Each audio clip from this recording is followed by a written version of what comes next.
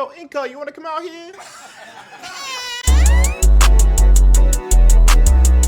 Welcome back to the MDA. I am Incog, your commissioner, and this is the week 2 review and week 3 preview. I will not lie to you. This is going to go up on Sunday. I'm recording this on Saturday. A Pokemon game usually doesn't drop on Thursday as far as I'm aware, as far as I remember. So, been playing Legends ZA, and I hope you are too. It's definitely very fun. I will tell you that much for certain. And that's all I can say, because I don't want to spoil anybody, of course. But this was a very intense week. Remember how I said there's going to be like games that are going to go like 3 games or something like that? Maybe a lot of sets doing that? Well, always trust in your main man Incog, because this was a good game, or a good game, Avery? A good week for some very good games. So please venture to the description, watch these games. I guarantee you'll like the way you look. I guarantee it. IncogM, no bank associated. Anyways, let's continue. First game of the week is the game of the week. Of course it is. They showed up and showed out. The Electabuzz Low League fighting the Stockton Cerule Edges, and Stockton unfortunately taking the 2-1 loss to the Electabuzz Low League. So, Oscar brought the Ursaluna Thundurus. I think that's that's Therian Avery. Deoxys Attack, Mega Beedrill, Chandelures, and Stakataka. Chandelures. And Bloody brought the Eternatus, Vikavolt, Ogrepon, Wellspring, Mew, Tornadus, Therian, and the Mamoswine. Now you're probably saying to yourself, Avery, how did he lose with an 8-2 Mamoswine? Let me tell you something. This statistical anomaly, don't worry about him, okay? And don't worry about the fact that all of these games, some of the best, this was a great week for Pokemon, okay? This was a great week for Pokemon. Deoxys Attack was putting it on. We saw a lot of just statistical anomalies in terms of the Mamoswine, but also Trick Room Stakataka put in a little bit more work than we expected, but also this Defog of Mega Beedrill definitely helped out in game 1. Yes, it's funny, I tell you what. The Mew set was definitely one of the more interesting sets, and definitely one that I have ventured to try and run myself, but of course, not everything works out for your boy. Outside of that, very good game by Bloody here. I definitely think that this could have gone in his favor game 3, but Oscar just knew what he needed to do and how to get the kills, and realistically, when you're fighting down this team, man, I could tell you what, there's not a whole lot you can always do. But congratulations to Oscar on their 2-1 victory. They move up to 2-0 actually, so good for them. Well, Stockton just dropped to 1-1. That does not mean they're out of it. There's a whole lot of season to be played. The next game on your roster is the Rage Fist Annihilate versus the Orlando Solar Beartics, and Rage Fist taking the 2-1 victory. All right. So I did say all the games are good. I do want to say, well, this game is also good. This set is also good. It's very much a defensive effort by Primer here. Primer brought the Miraidon, Cradily, the Mousehold, Clefable, Milo, I almost called it Iron Valiant, Mega Gallade, and Iron Jugulus, while Ian brought the Tapu Fini, Snorlax, Pawmot, Necrozma Duskmane, Mega Charizard X, and the Delmise. So, really quick, Ian, I don't think you're going to watch this video, and they'll watch the replay, so I will also inform them. Dragon attacks do 50% less on Misty Terrain. You have heard this information.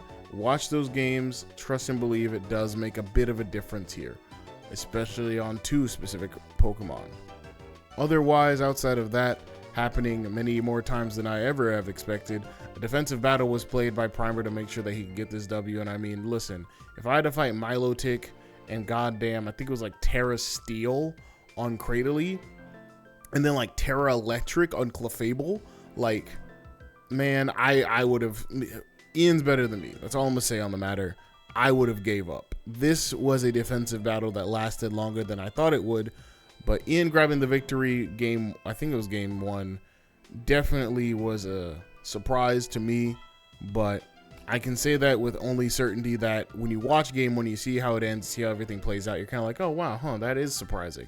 And then the next two games are just Primer putting it down. And I mean, hey, it went the way it did. And, you know, I definitely think they're worth watching unless you're not a big fan of, like, you know, recovery and, like, a little bit of stalling here and there. But that's Mons at the end of the day at definite levels. So get used to it. Congratulations to Primer on his 2-1 set victory. Let's move on to the next game, which was the Malformed Mayhem taking a 2-1 win over the Texas Toads Crew. And you have to watch this game. All three of them, in fact. My God. All right. First and foremost, to Sandy and QSN. These were not posted in the correct order as far as I could tell. Maybe I did this on accident. I don't know. But they were not posted in order, which means I had to reorganize my thoughts about this game because I thought game 2 happened as game 3 and some other things here and there. QSN takes a very good stance on winning game 1, which definitely could have been anybody's game, literally. And game 2 and game 3 were straight up just belt to goddamn ass by Sandy. Now, I will say this. Alolan Executor with Custatberry is a sin against man. And I know Sandy's waiting for me to say something about that, so that's why I did that just now. You could hear me enunciating the S's and everything else. So, very much, this Mon is more diabolical, and it's not held by the fact that Sandy is a man of many things, but of using lower tier Pokemon to his goddamn advantage. Even managing to get Hisui and Avalugg a kill. At least Origin Dialga performed to its potential finally of being being an Uber and everything else. But outside of that, a great set. I definitely think that this could have gone either way, but the way that Sandy kind of piloted those next two games were definitely disgusting, as I like to call them. But QSN still gave it their best effort, and I still think that this could have gone either way. But still, very gross games. Congratulations, Sandy. You're 2-0, I guess. Fuck you. Anywho, before I show any more anger towards this Neanderthal. Oh, I didn't read out the Mons, huh? Didn't I? You can see them. They're right on screen, right here, right now. Look up. All right, anyways. Last games, 2-0 victory to the Flora. Fluttermans over the Zigzagoon is great. Panthers brought the Galarian to Banatan Meowscarada. I almost said Meowstick. Orthworm, Mega Medicham, Hisuian Goodra, and Yanmega. We'll get to that. Zigzagoon is great. Brought the Rillaboom, Vaporeon, Clodsire, Mega Charizard Y, regular Goodra, and the Spiritomb. So, last week's video, I forgot totally to put the Yanmega on there since Panthers dropped Luxray pretty much early into week 1 for the Yanmega. So it was going to be here for at least week 2. It didn't do much, but it is fair for me to say this and make sure this is said now, that I'll try to stay on top of those things. Regardless, at least in my humble opinion, game 1 could have gone either way, but I definitely think that, well, this was definitely not the greatest showing again for Orthworm to use its shed-tailing shenanigans. The overwhelming offense of Panthers' team showed its fangs, and despite not having Fluttermane, it still managed to put together a lot of belt to ass this week. I would say that I'm surprised, but I was not too surprised, only on the basis that the defensive efforts by Mark's team, while not understated, they definitely did their best. It was definitely more so that the Darmanitan, the Meowscarada, and the Mega Medicham basically had easy pickings on the defensive efforts of things like Vaporeon and Clodsire, and I guess technically Spiritomb. But it could have gone either way, at least game 1 in my humble opinion, but shit happens, and I guess this is the shit who it happens to, you know. Unfortunate for Mark, but hey, better for Panthers to get a win, I guess. I don't know. I like them both. They're both my friend. Everybody in this league is my goddamn friend. I like you all, you know. Except for Sandy some days. Anyways, congratulations to Panthers on his 2-0 set victory. Let's move over to the standings. Standings this week are pretty simple. While Sandy, Oscar, and Primer are still all 2-0, We have the 2 1-1 teams in Stockton and Flora, while the 0-2 teams are just Orlando, Texas, and Zigzagoon is great. We are seeing some matchups this week between teams that may or may not be undefeated or may or may not have a victory. So let's talk about it, shall we? First game, the Rage Fist Annihilate fighting the Flora Fluttermains. So bans this week are Miraidon and Hisuian Goodra, which is obvious for me. Pantra stating that he did not want to have everything boosted on Primer's team, of course.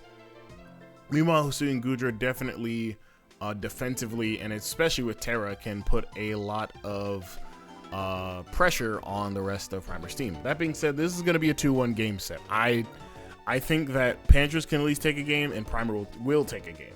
Now, the interesting part is that game 3, right? The game 3 is always the statistical anomaly, because it's funny that I call it that, but I mean that literally. Like, it just doesn't make sense, you know, like a game 3 happening, like, holy shit, look at these two teams. You know, you would think that with the overwhelming offense that Flora has, that you would have expected maybe Mega Medichan to get banned or Galarian Demandichan to get banned, but with the ban of Hisuian Goodra, you lose a very good defensive piece into a team that can likely abuse a lot of its own, you know, a lot of the things that beat it versus the team that would statistically, at least to me, I think that Flora has a great matchup, you know, but Iron Moth just looks at this team and starts fucking doing the Birdman hand rub.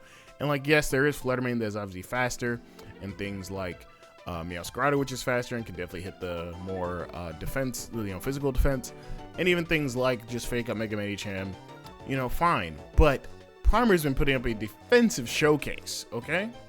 So I'm not gonna say that, oh, Pantras just automatically wins. This is gonna be a dog fight, you know what I mean? And after last week, I'm saying this again, dog fight in capital letters. Milotic's going to be taking on the Galarian Demandichan a lot. We're going to probably see, I would imagine, some sort of Driftblim set taking on this sort of like Staraptor, plus even like some sort of Mega Medicham and such. Like, there's going to be a lot of defensiveness in this game. And I'm not going to lie to you, this is going to be fun. I'm definitely still giving the edge to Primer, though.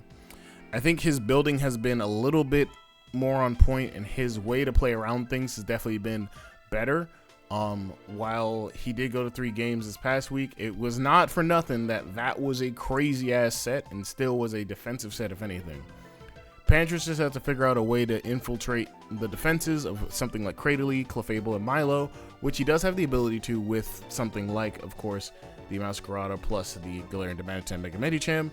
And now you have Fluttermane unleashed since it couldn't be banned this week. So who knows how this is really going to go. Could Pantras put together an ass whooping, or will I see Primer go 3-0?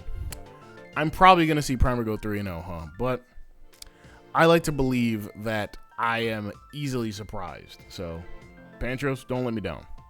Regardless, game number 2 on the slate is the Malformed Mayhem versus the Stockton Ceruledge. Oh, good heavens. Let's talk about this. So, Tinglu gets banned on Sandy's side, while on Bloody's side, we see Mew getting banned.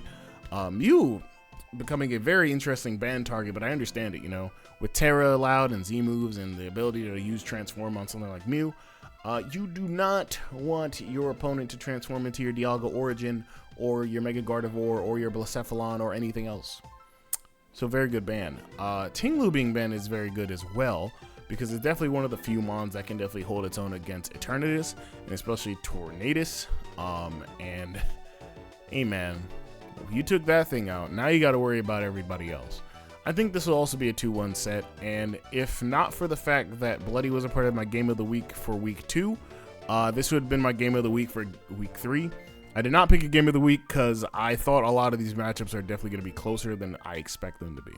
With that being said, however, this is probably going to be 2-1, but I think this is more in Bloody's favor.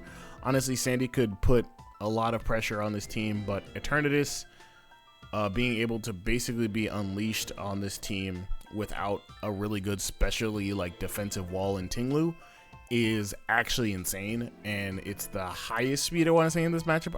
Correct me if I'm wrong in the comments. But also, you know, without really any way of speed control besides like maybe Tailwind on like Kilowattrel, Eternatus will basically be putting up Jordan numbers if allowed to. And the only real reason I say that is because it's very easy to wear down this team. I mean, you know, Bug Arceus is still one of the funniest draft picks of all time, but it's going to have a really hard time this week. And Origin Dialga, while really bulky and really good, still has to deal with the fact that Eternatus is waiting around the corner with a baseball bat, and goddamn Scarf Mamoswine is waiting around the corner with a metal baseball bat. Safe to say everything can go very fucking wrong this week for Sandy. So that's why I'm picking Bloody.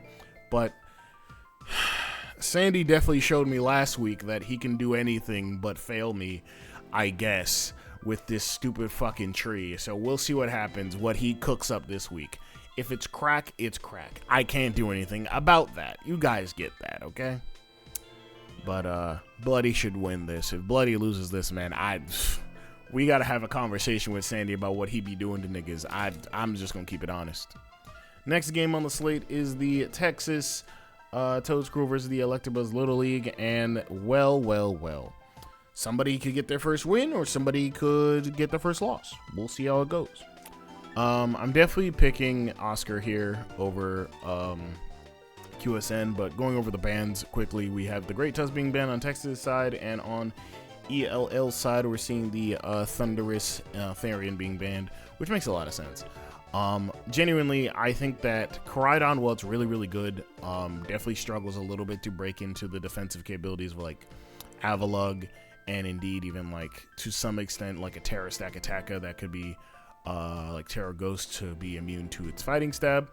And then even like Chandelure could definitely be very very potent this week.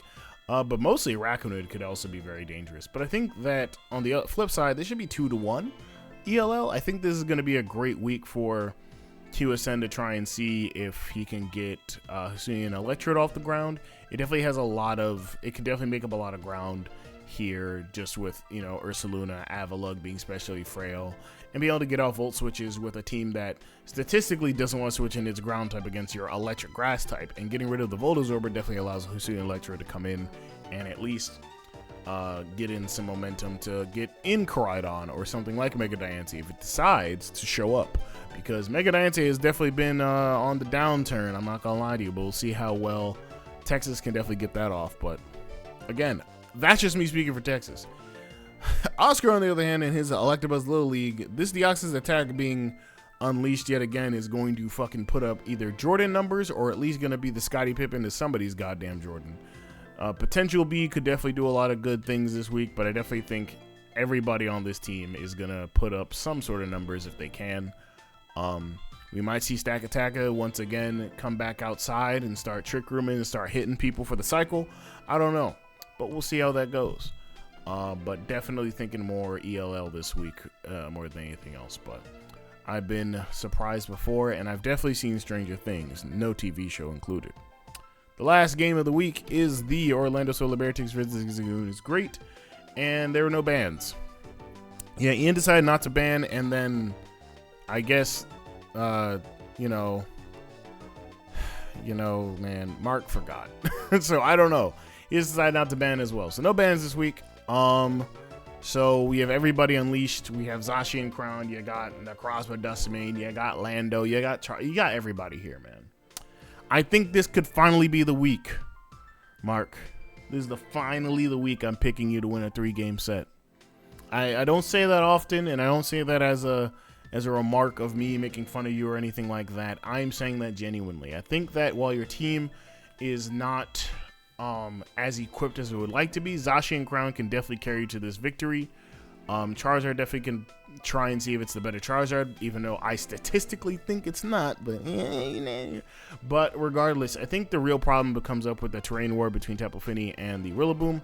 So we'll see how both teams handle that. Of course, now that I already announced the whole entire don't use Dragon moves in, fairy terrain, be careful about Dracoing, be careful about everything else, type shit.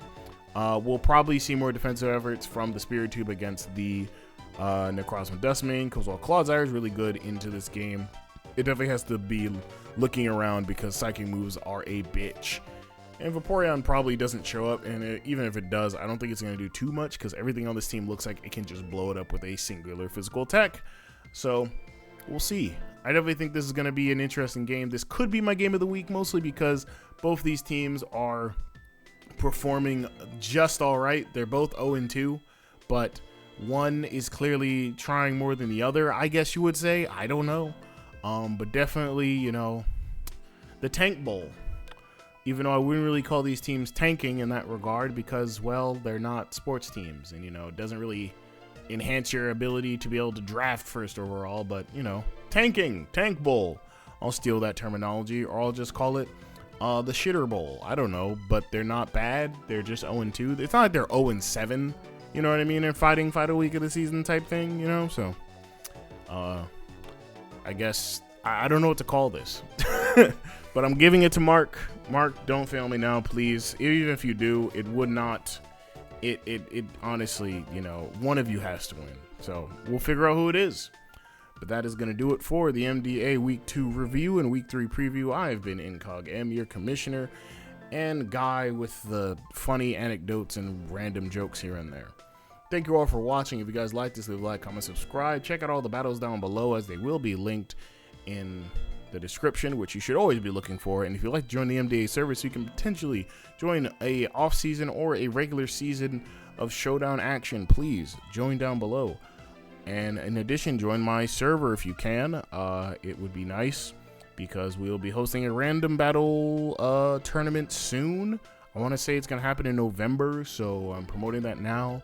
So get in there. Thank you all for watching, and until next time, good night and good luck.